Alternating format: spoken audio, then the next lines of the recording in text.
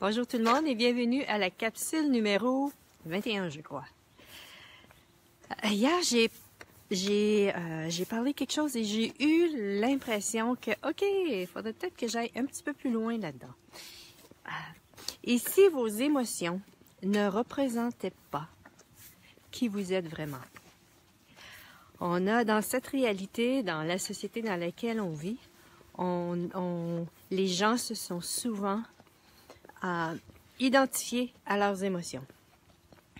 Les gens ont cru que leurs émotions étaient qui ils étaient et ils ont défendu ceci, ils ont voulu prouver ceci et ils se sont souvent alignés et mis d'accord avec ces émotions-là. Et c'est comme ça que souvent les gens créent des relations avec les autres, c'est-à-dire lorsqu'ils ont le même genre de jugement, c'est leur façon de créer leur relation. Mais c'est pas là que je veux aller, c'est vraiment... Bonjour Marie-Ange! Là où est-ce que je veux aller aujourd'hui, c'est vraiment... Et si vos émotions ne représentaient pas qui vous êtes vraiment? Qui on est vraiment? C'est quelque chose qui n'est pas... Comment je dirais? Personne ne peut détruire ceci. Personne ne peut changer ceci. Personne... Comment je dirais? Qui on est. Et puis en même temps, c'est pas une solidité. Bonjour Lucia. Bonjour Anne-Thérèse. Voilà, donc c'est vraiment les émotions. Et voilà, qui on est vraiment, c'est pas quelque chose qui peut être. Comment je dirais? Qui peut être. On entend souvent les gens dire, on vient de me briser. On vient de briser l'être que je suis. Cette personne-là a dit quelque chose et ça a brisé. Voilà. Peut-on vraiment briser l'être qu'on est vraiment?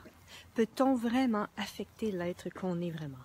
On peut peut-être le toucher, on peut peut-être s'en approcher, on peut peut-être, mais voilà. Là, je suis en train de parler de l'être, mais je veux aller dans les émotions. Donc, voilà. Les émotions, c'est quelque chose qui part et qui revient. Et souvent, l'émotion, lorsqu'elle est guérie, elle n'y est plus. L'être est toujours là. L'être... Alors, les émotions ne sont pas qui vous êtes. Parce que si c'était qui vous étiez, ça serait... Comment je dirais? Si les émotions étaient qui vous étiez,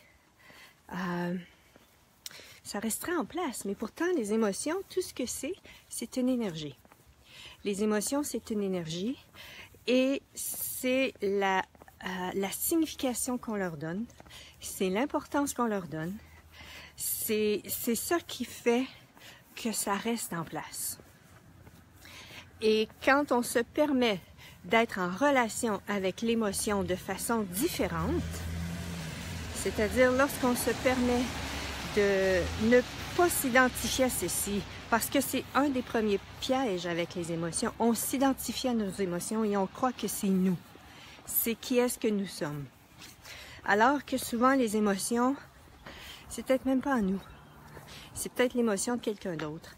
Avez-vous déjà été dans un centre d'achat ou un endroit où est-ce qu'il y a plein de gens et vous vous sentez tellement mal, ou vous manquez d'air et tout? Voilà. Est-ce que c'est parce que vous êtes conscient de tous les gens, de toutes les énergies qui sont en place? Voilà. Souvent, les émotions, ou bien lorsque vous regardez un film, est-ce que à ce moment-là, lorsque vous vous mettez à pleurer, à voir un film, qu'est-ce qui fait que l'émotion est là? Ben, souvent, ce que c'est que c'est en même temps... ça vient vibrer quelque chose de nous, et quelque chose de nous, mais quelque chose par rapport à nos points de vue. Donc, ça vient chercher des points de vue. Une autre chose au niveau des émotions, c'est que les émotions sont souvent soutenues. Ce qui maintient en place les émotions, ce sont nos points de vue. Et je vous invite vraiment, lorsque vous êtes dans une émotion, c'est comme si l'émotion était la pointe de l'iceberg et vos points de vue étaient ce qui maintenait en place. Bonjour Catherine. Était ce qui maintenait en place l'émotion. Et plus vous allez choisir de regarder les points de vue qui sont en place, et de choisir de détruire et décréer ces points de vue-là, c'est-à-dire la charge électrique de ces points de vue-là, plus vous allez être libre. C'est-à-dire, moins vous allez revenir à ces émotions-là, moins vous allez avoir moins d'émotions. On utilise les émotions dans cette réalité pour prouver qu'on est un être. Hein? Et un exemple. Et là, je sais que les mamans vont me dire, wow, là, tu touches à quelque chose qui est délicat pour moi, mais je le dis quand même. Voilà. Lorsque les mamans, on voit souvent dans cette réalité les mamans s'inquiéter pour leur enfant. Et pour elles, en tout cas pour plusieurs mamans, je dis pas que ce sont toutes les mamans que c'est ça, mais la plupart d'entre elles, s'inquiéter pour elles, c'est un signe comme quoi elles aiment leur enfant. Voilà. Est-ce que c'est... Bonjour Jenny. Est-ce que c'est vraiment nécessaire de s'inquiéter pour prouver ou pour, voilà, que vous aimez vos enfants? Non, c'est pas nécessaire. Vous le savez à l'intérieur de vous que vous avez de la bienveillance pour vos enfants. Vous le savez que vous êtes, voilà, vous avez ce genre voilà, ce désir pour vos enfants, pour qu'ils aient de mieux et qu'ils ne soient pas blessés et tout. Alors, est-ce que c'est nécessaire de mettre une émotion par rapport à ça? Et ça, c'est l'autre chose. C'est que dans cette réalité, pour rendre l'invisible réel, on va utiliser les émotions. Hein? Cette bienveillance que vous avez pour les gens ont cru, à tort, que, voilà, souvent la bienveillance, ça peut être dit dans cette réalité comme étant de l'amour, comme étant de l'affection, comme étant, voilà, et les gens, au lieu comment je dirais, au lieu de reconnaître ceci en eux, qu'ils ont de la bienveillance pour les gens, vont créer une lourdeur. Parce que les émotions, si vous regardez l'énergie d'une émotion, c'est lourd. Donc, voilà, une émotion, et si vous pouviez, et à un moment donné, j'ai fait une expérience avec une maman qui était très, très inquiète par rapport à ses enfants, puis qui les aimait, ils partaient de la maison, ils allaient à l'école à l'extérieur, et on a commencé à détruire et décréer les points de vue qui étaient en place, et ce qui maintenait en place l'inquiétude, qui nourrissait, les points de vue qui nourrissaient l'inquiétude. Et voilà, l'inquiétude est partie. Elle n'avait plus d'inquiétude. La bienveillance qu'elle a pour ses enfants est toujours là, et ça, c'est quelque chose qui ne changera pas. Hein, la bienveillance que vous avez pour les vôtres, elle est là. Pouvez-vous la reconnaître? Et voilà. Donc, les émotions, ce qui est merveilleux, c'est que, et c'est le pouvoir que vous avez, désirez-vous vraiment les maintenir en place? Désirez-vous les rendre réels? Désirez-vous les... voilà, faire en sorte que vous identifiez à vos émotions si vous désirez vivre une vie où est-ce que vous avez les émotions, vous avez de moins en moins d'émotions. Que serait votre vie si vous aviez de moins en moins d'émotions? Hein? Et je me souviens à un moment donné, m'être dit, oui, mais là, je vais devenir froide si je n'ai plus d'émotions. Hein? Parce qu'on est tellement habitué de se vivre dans les... pas dans l'énergie, mais dans l'énergie et l'émotion, c'est pas pareil. L'émotion est faite d'énergie, mais c'est pas l'énergie de l'être que nous sommes. Voilà. Bonjour Lynn, bon matin. Voilà. Donc ici, c'est ça. Ce que je veux vous amener, c'est à vous ouvrir à cette possibilité-là. Et si vos émotions n'étaient pas qui vous êtes vraiment, et je vous invite à... Est-ce que l'être infini que vous êtes choisirait de vivre des émotions? Non. Non. Et là, c'est pas... Et là, c'est ce que souvent les gens font, parce que, OK, ça n'existe pas au niveau de l'être, j'ai plus d'émotions. C'est pas ça. C'est pas de vous couper de vos émotions. C'est pas de renier les énergies qui sont là en vous, parce que ce sont des énergies qui sont là. C'est vraiment d'accueillir, mais à partir d'une relation différente avec cette énergie-là qui est là. C'est dans le fond d'être en relation avec vos émotions de façon différente. Au lieu de vous identifier, au lieu de vous fusionner, au lieu de croire que c'est qui vous êtes, je vous invite à créer une distance. C'est pas qui vous êtes. C'est une énergie qui est là. Et cette énergie-là peut avoir une intensité très grande. Hein? Ça, c'est un autre mensonge au niveau des émotions. Mais c'est tellement fort en moi que ça doit être moi. Non, c'est juste une intensité qui est là avec un point de vue qui est probablement très, très ancré. Et ce que je vous invite à faire, c'est avec cette... voilà, créer une distance avec cette énergie-là si c'est requis. Et un avion dans le ciel. On n'est pas loin de l'aéroport ici, donc... voilà. Donc, créer une distance et de choisir, et de choisir de poser des questions. OK, est-ce que cette énergie-là m'appartient? Est-ce que cette énergie-là, c'est à moi ou je l'ai perçue chez quelqu'un d'autre? Et ça, c'est une des choses que souvent on n'a pas conscience. C'est qu'on est tellement télépathe. On va percevoir l'énergie chez les gens sans s'en rendre compte, sans aucun effort. Et parce qu'on sent l'énergie, on a souvent le point de vue que si on sent l'énergie, ça nous appartient. Et si c'était plutôt vous sentez l'énergie, parce que vous sentez l'énergie. D'où l'importance de poser la question lorsque vous ressentez une énergie. Est-ce que c'est à moi ceci ou si je suis en train de percevoir l'énergie de quelqu'un d'autre? Et si en le disant, en posant la question, ça s'ouvre au niveau de l'énergie ou ça devient léger, c'est parce que c'est pas à vous, c'est parce que vous avez commencé. Juste le fait de poser la question, l'énergie commence à bouger. Voilà. Donc, je vous invite à ce moment-là de retourner ceci à l'expéditeur avec la conscience attachée. Donc, c'est une des premières questions à poser par rapport à vos émotions. La deuxième, lorsque vous êtes en présence d'une émotion, quels sont les points de vue qui maintiennent en place cette émotion?